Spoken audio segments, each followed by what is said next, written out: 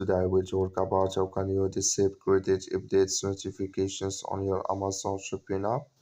So all you have to do in the first, so you just go down here, click on this sign down here.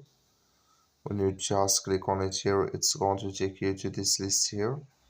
Click here on settings.